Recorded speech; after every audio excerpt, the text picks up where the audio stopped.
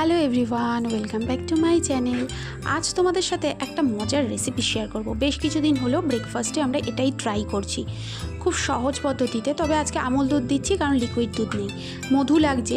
আর ঠাকুরের পুজোতে যে কাজু কিশমিশ খেজুরগুলো দিই সেগুলো আমি একটা কন্টেনারে জমিয়ে রাখি। আর মিশ্রিও রয়েছে, দেখো কিছু মাঝে মধ্যে মিশ্রি দিই। তো এটা বানাতে প্রথমে মুড়ি দিয়ে দিচ্ছি। এটা অ্যাকচুয়ালি একটা শেক, সকালবেলায় তোমরা কিন্তু এটা খেতে পারো। আর নিচ্ছি কলা, এটা ইজিলি হয়ে যায়। আর সকালবেলা সত্যি কথা বলতে ভারী কিছু আমাদের খেতেও ইচ্ছা করে না, আবার একটা তাড়াহুড়োও থাকে অফিস বেরোনোর, তো তোমরা এটা করতে পারো। তো এর মধ্যে দেখো আমুল দুধটা দিচ্ছি, কিন্তু তোমরা লিকুইড দুধ থাকলে লিকুইড দেবে। আমার আজকে নেই লিকুইড দুধটা, সেজন্য দিচ্ছি না। একটু মধু দিচ্ছি, আর ওই যে কাজু কিশমিশ আর যে খেজুরটা ঠাকুরকে দিই ওটাই দিয়ে দিচ্ছি। আর জল দিচ্ছি এখানে, যেহেতু লিকুইড দুধ দিচ্ছি না, পাউডার দুধ, তো এটাকে ঘোরানোর জন্য একটু তো জল দিতে হবে, নাহলে পুরো শুকনো শুকনো হয়ে যাবে। তারপর আর কিছুই না, এটাকে ভালো করে ব্লেন্ড করে নিয়ে শেকের মতন খেয়ে নেওয়া। যেহেতু কলা আছে, এটা কিন্তু অনেকক্ষণ ধরে পেটটাকে ভরিয়ে রাখে। আর মুড়ি রয়েছে যেটা পেটটাকে ঠান্ডা রাখে। আর তাছাড়া কাজু কিশমিশ এগুলোর উপকার তো আর কী বলবো। তো এগুলো যদি তোমরা মোটামুটি সপ্তাহে দুদিনও খাও, তাহলেও কিন্তু একটা ভালো রেসিপি তোমাদের জন্য। চটপট করে যারা ধরো আমার হাজব্যান্ডের মতন সকালবেলা ভারী কিছু খেয়েই যেতে চায় না, ঠিক আছে, মোটামুটি 11টা সাড়ে 11টা না বাজলেও খাবে না, তো এরকম শেক বানিয়ে দিতে পারো। ঝটপট চুমুক দিয়ে খাওয়াও হয়ে যায়, আর তাড়াতাড়ি করে কিন্তু বানানোও যায়।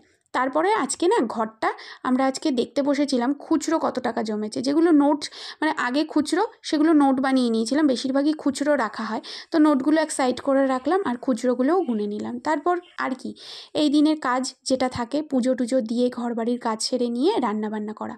আজকে করেছিলাম আলু পোস্ত, আর সাথে করেছিলাম মুগ ডাল। যেহেতু আজকে নিরামিষ, শনিবার ছিল, ঘন করে দেখো একটু মুগ ডাল করেছি হিং ফোড়ন দিয়ে, আর বেগুন ভাজা। তো এই তিনটেই রেসিপি রেখেছিলাম। দারুণ লাগে আমার টমেটো দিয়ে, বিশেষ করে আলু পোস্ত। আর ওয়েট করছিলাম কতক্ষণে হাজব্যান্ড আসবে, তারপরে মজা করে খাবো। বেশি করে ঝালঝাল করে আলু পোস্ত দিয়ে ডাল মেখে খেতে কিন্তু বেশ লাগে। জিনিস অমৃত। অনার একটু দিও। হ্যাঁ, অনার রয়েছে।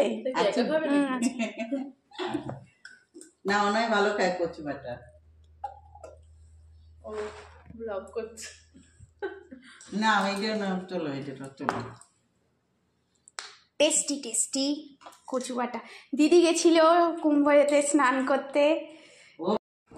জেঠিমার সাথে তো অনেক কিছু নিয়েই গল্প হয়, তোমরা তো জানোই। আর জেঠিমা কিন্তু কচু বাটাটা করলে একদমই দিতে ভুল করে না। তো এখন অনয়েরও খেতে ভালো লাগে শুনলেই তো। কচু বাটাটা কিন্তু দারুণ লাগে, যারা যারা খাওনি একবার করে খেতে পারো। আর দিয়া কিন্তু বাড়ির নতুন সদস্য, ওর সাথেও কিন্তু বেশ অনেকক্ষণ ধরে গল্প করা হয়। তারপরে সমস্ত কিছু গুছিয়ে নিয়ে ঘরে আসতে না আসতেই দেখলাম হাজব্যান্ড আবার ভেজেছে পাঁপড়।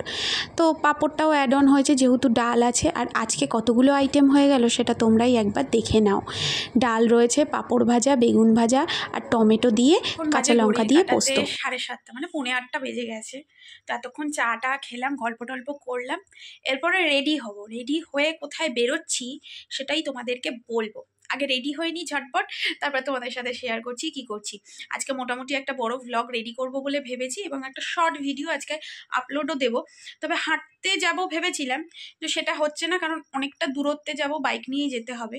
তো আজকে হাঁটাটা স্কিপ হচ্ছে, কালকে যেন ডবল হাঁটি। শুনতে পেয়েছো?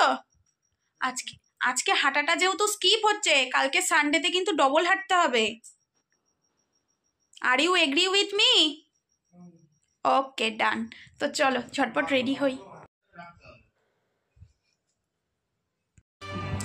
ঝটপট করে রেডি হয়ে নিলাম। আর এই ব্ল্যাক কুর্তিটা দেখতে পাচ্ছ, এটা আমার 2017 সালের কুর্তি। অনেক দিন ধরে পরেছি, আবার না তুলে রেখে দিয়েছিলাম, আবার হঠাৎ করে বের করেছি, কেমন যেন নতুন নতুন দেখতে লাগছে। এটা না সাইকোলজিক্যাল ব্যাপার, দেখবে যে কোনো জামা তুমি অনেক দিন দূরে সরিয়ে রাখবে, তারপর বের করবে, দেখবে মনে হবে নতুন নতুন লাগছে। আর চোখের সামনে থাকলে মনে হয় কত পুরনো জামা। যাই হোক, রেডি হয়ে বেরিয়ে পড়লাম। দিদির দোকানে গেলাম, ওখানে ওই দাদা দিদিদের সাথেও দেখা হলো, একটু গল্প গুজব করে যাব গিফট কিনতে। তো কী গিফট কিনবো তোমরা তোমরা এতক্ষণ ধরে ওয়েট করছো, আর একটু ওয়েট করো, তাহলেই জানতে পারবে ওর জন্য আমি কী গিফট কিনছি। তবে বিয়ের এত বছর পর, মানে 3 বছর হয়ে গেল, এত বছর পরে নতুন করে ওই লাভ হার্ট ওগুলো দেওয়ার কোনো মানেই হয় না। যেটা প্রয়োজন সেটাই এই বিশেষ দিনে দেওয়ার চেষ্টা করি, যেটা ওর কাজে লাগবে বলে মনে হয়। তো চলে এসেছি সি লেদার্সে। আর সি লেদার্স কিসের দোকান তোমরা তো প্রত্যেকেই জানো। তবে হ্যাঁ, স্পেশাল যেটা জুতোর জন্য, জুতো কিনবো না, আর ওকে আমি জুতোও গিফট দিচ্ছি না, ভ্যালেন্টাইন ডেতে দিচ্ছি ব্যাগ গিফট। তবে এই ধরনের লেদার ব্যাগগুলো একদমই দেবো না, কারণ ওর তো মার্কেটিংয়ের জব, এই ধরনের লেদার ব্যাগগুলো ইউজ করতে পারবে না। তো সেই জন্য ওর জন্য একটা পিট ব্যাগ দেখবো, কারণ পিট ব্যাগ ওর একেবারে ছিঁড়ে গেছে। কী দশা সেটা তো তোমাদের বাড়ি গিয়েই দেখাবো। তো তার আগে দেখো এখানকার কালেকশানগুলো দেখছিলাম, বাট অ্যাজ পার প্রাইস কোনোটাই আমাদের ঠিকঠাক মনে হচ্ছিল না। জানি সি লেদার্সের ব্যাগগুলো ঠিকঠাক হয়, মানে কোয়ালিটি থাকে, বাট আমাদের কাছে লাগছিল না। মানে যে কোয়ালিটি দেখছিলাম বা যেটা পছন্দ হচ্ছিল, প্রাইসের সাথে আমাদের ম্যাচ হচ্ছিল না। আবার যেটা পছন্দ হচ্ছে না, কোয়ালিটিটা ভালো, সেটার আবার অনেকটা রয়েছে। যাই হোক, বিভিন্ন রকম দেখলাম, তবে কালেকশান দেখলাম পিট ব্যাগের এবারে খুব কম। হয়তো বা ওদের কালেকশান শেষ হয়ে গেছে, বা কিছু ছোটোদের ব্যাগও রয়েছে। তো বিভিন্ন টাইপের ব্যাগ দেখলাম। আর ও যেহেতু মার্কেটিংয়ের জব করে, তো ওকে বাইরে বাইরে বেরোতে হয়, তো একটু স্পেশাল ব্যাগ না হলে একেবারেই নয়। স্পেশাল বলতে কি, ঝড় জল রোদ সমস্ত কিছু যাতে প্রোটেকশন দিতে পারে। মোটামুটি 1 বছর তো যাবে। আগেও একটা ব্যাগ কেনা হয়েছিল, কিন্তু জানো তো ব্যাগের কোয়ালিটিটা এত বাজে ছিল যে 2 মাস ইউজ করতে না করতে ব্যাগটা নষ্ট হয়ে গেছে। তবে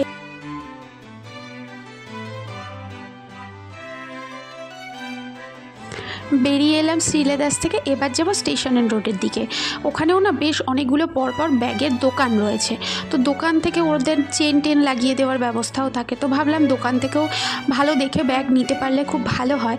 তো শপিং মল থেকে তো দেখলামই, তো এবার যাচ্ছি হচ্ছে স্টেশনের রোডের দিকে যেতে, যে দোকানগুলো রয়েছে চাপাডালি থেকে স্টেশন রোডের দিকে যেতে। ওখানে প্রায় 5-7টা দোকান পরপর শুধু ব্যাগের দোকান।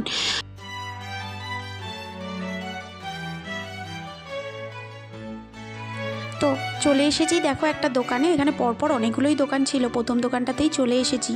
আর এখানে বিভিন্ন রকম ব্যাগ দেখাচ্ছে। তবে জানো তো, শপিং মলের থেকে আমার মনে হয় ব্যাগের ভ্যারাইটি বলো বা কোয়ালিটি বলো অনেকটাই শপে কিন্তু ভালো হয়।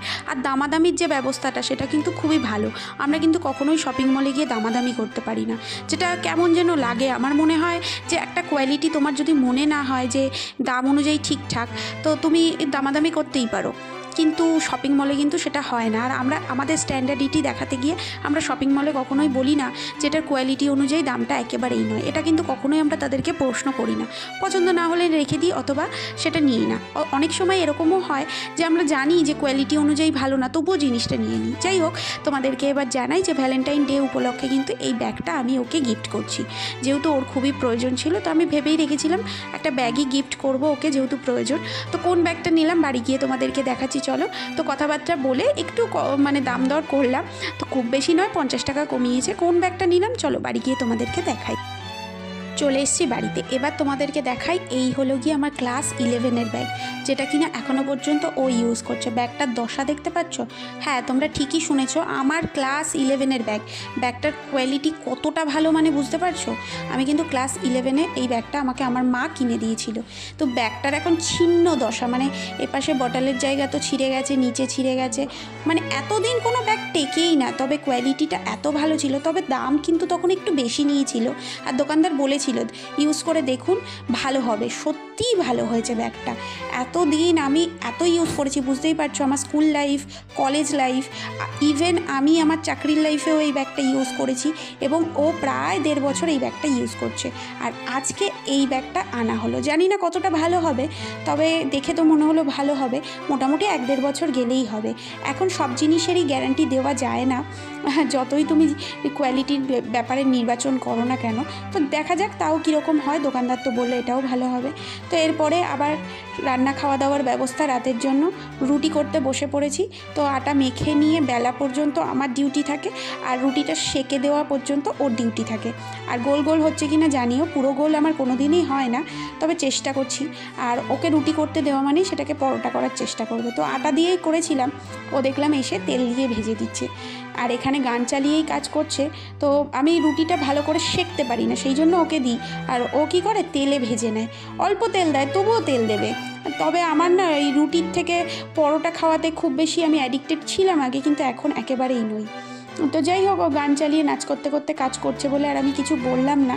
তবে প্রতিদিন এই পরোটা খাওয়াটা কিন্তু একদমই শরীরের জন্য ভালো নয়, সেটা আটার হোক কিংবা ময়দার হোক। তারপর রাত্রিবেলা একটা সিনেমা অর্ধেক দেখেছিলাম দুপুরবেলা খেতে বসে, সেই সিনেমাটারই শেষ করলাম। তো এইটা কোন সিনেমা তোমরা যদি জানো, এই সিনেমার প্রত্যেকটা গান তো সুপার হিট, বাট সিনেমাটা আমার আগে দেখা হয়নি, এবার দিন কমপ্লিট করেছি দেখা। অভিষেক বচ্চন রয়েছে। তো তোমরা জানিও কিন্তু এটা কোন সিনেমা, কমেন্ট করতে পারো। তো আজকের ভিডিওটা এই পর্যন্ত। আর আমার ভ্যালেন্টাইন ডে গিফট কেমন লাগলো তোমরা জানিও। তোমরা তোমাদের হাজব্যান্ডকে বা ওয়াইফকে কী গিফট দিয়েছো সেটাও কমেন্ট করো। আর আমার হাজব্যান্ড আমাকে কী গিফট দিল সেটা জানার জন্য অবশ্যই পরবর্তী ভিডিওগুলো দেখো, তাহলে জানতে পারবে। আজকের মতো টাটা, গুড নাইট। এভাবেই কাটলো আমাদের স্যাটারডেটা। বাই, দেখা হচ্ছে নেক্সট ভিডিও।